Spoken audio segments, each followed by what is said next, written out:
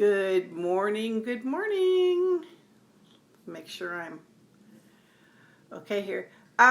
Today is Sunday. You know, this makes me nuts. I'm sorry.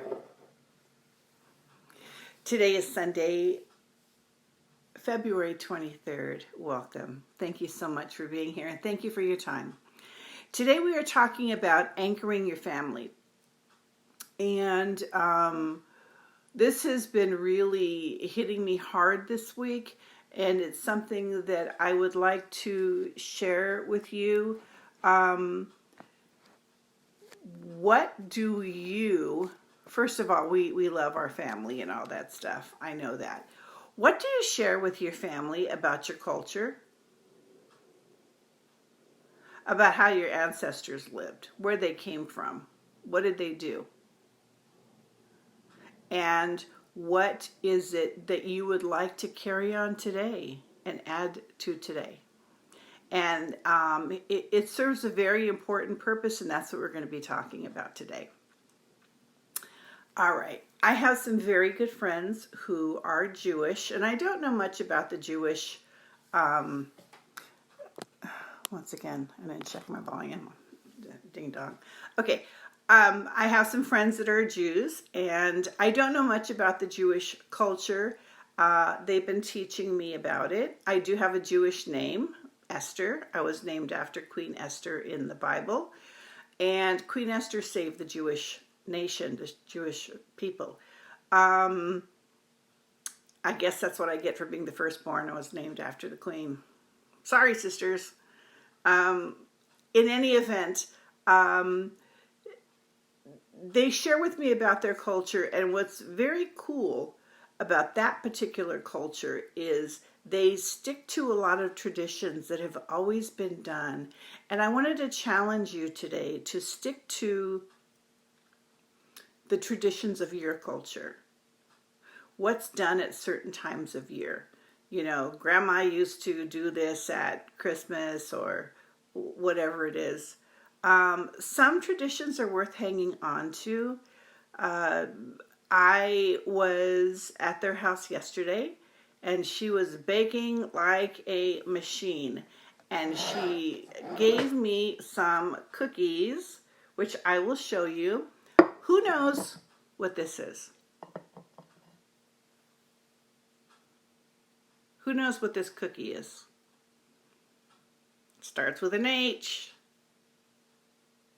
It's called a Hamantaschen, and you'll usually find them in a German or a Jewish bakery.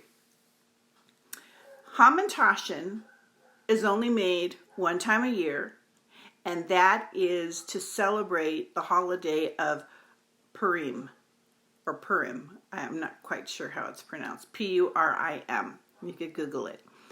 And the way the story goes is that there was an evil man named Haman who wanted to destroy the Jews.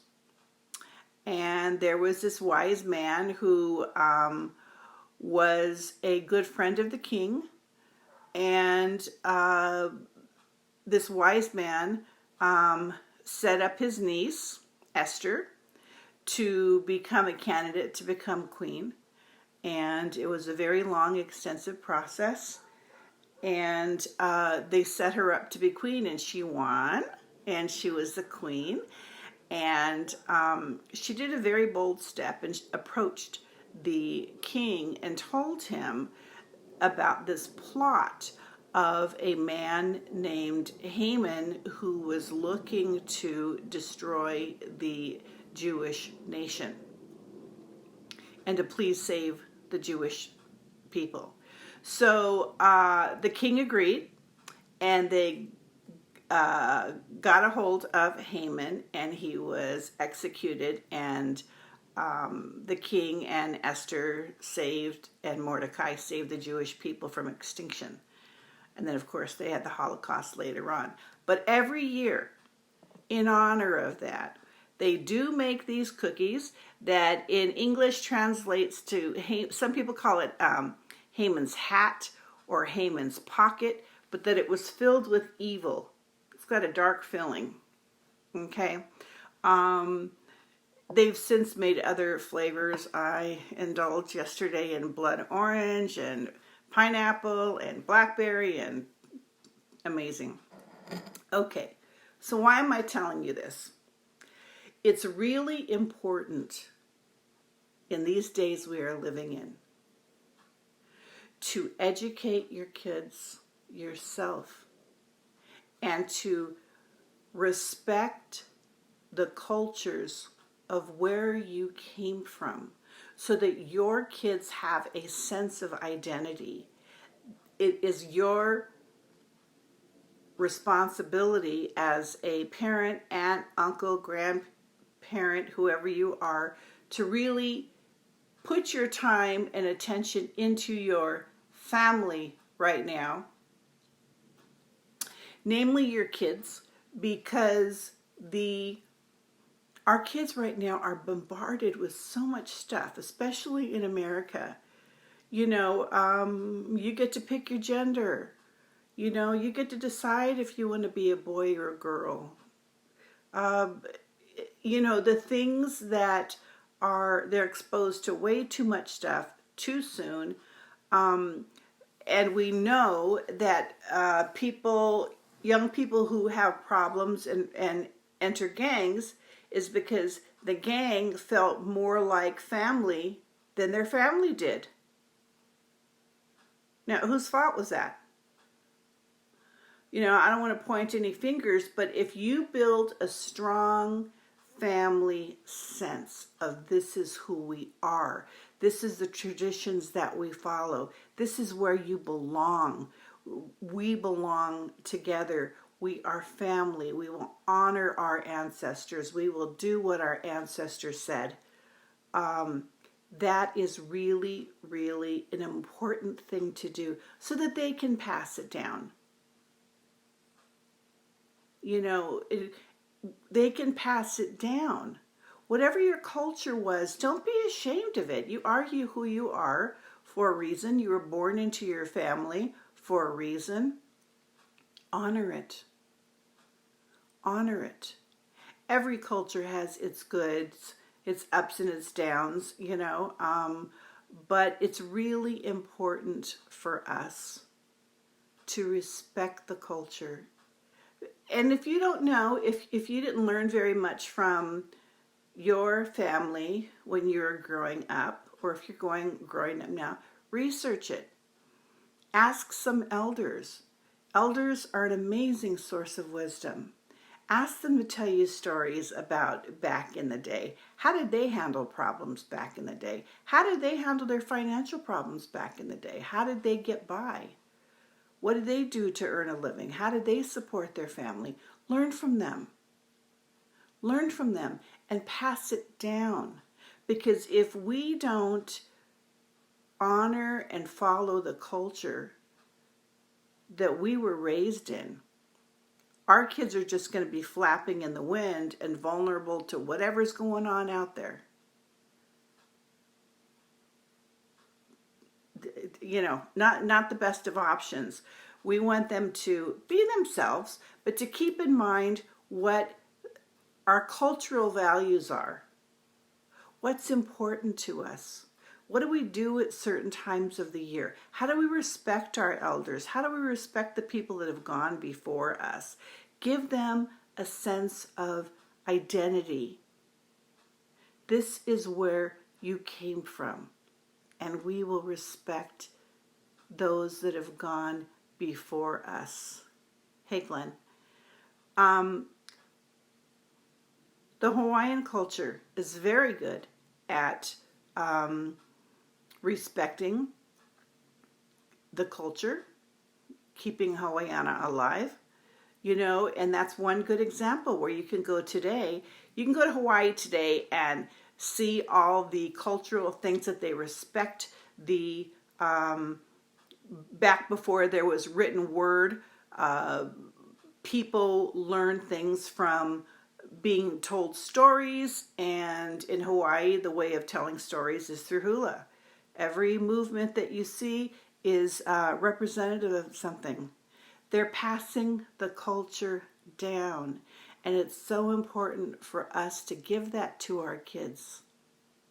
Give that to our kids so that they have a sense of culture, that they learn to respect it and live their life with that balance, with that pono of being their own person, but also giving respect to your elders. You know what I'm saying? Instead of leaving them vulnerable to just whatever's going on out there, kids that are getting into gangs or getting into some really weird stuff and the latest trend of, whatever the craziness that's going on. Don't let them fall prey to that. It's our responsibility as parents, grandparents, to instill in them our cultural strength so that they have that sense of belonging and that they can pass it on to their kids. Because if we don't teach it to them, how are they going to learn it? How are they going to learn it? And it's so important. And everything right now in our culture is all about, in our society, is all about, homogenizing everyone, homogenizing everything. That's okay as long as you're grounded in your culture and you have that first. So, hey, Cindy. So I'm really encouraging you today to keep your family unit strong by entrenching them in your culture, where you came from, your ancestors, and learning from them. Because everything goes around. There's nothing new under the sun. It will come back around so that they're ready and they're prepared and they're geared up for life because they know what your ancestors did. You know what your culture did. So very important. Strengthen your family unit by teaching them these things, even if it's something as simple as having a simple kind of cookie every year to honor something. Keeping traditions alive are so important, because if we don't have our family traditions, what do we have? Really? What do we have? We're flapping in the wind to whatever politicians say or what other people say. I'm not going there. I don't know about you, but I'm not going there. And I'm not having my kids go there either. So I want you to join me today in the words I have shared with you today about keeping your family strong through honoring family culture, honoring your elders. If your elders are alive, spend time with them. Record their words. Learn what they've done. And it will help you and your kids through the rest of their life. And what a great thing to pass down to future generations. Remember who you are, remember where you came from, and learn the strengths that they had. Because they've proven it works. All right? I am sending you so much love. Have a happy week. Have an awesome week. My week had some ups and downs, but I guess that happens with everyone. We are supported, we are loved, and I will see you next Sunday. Thanks so much for your time.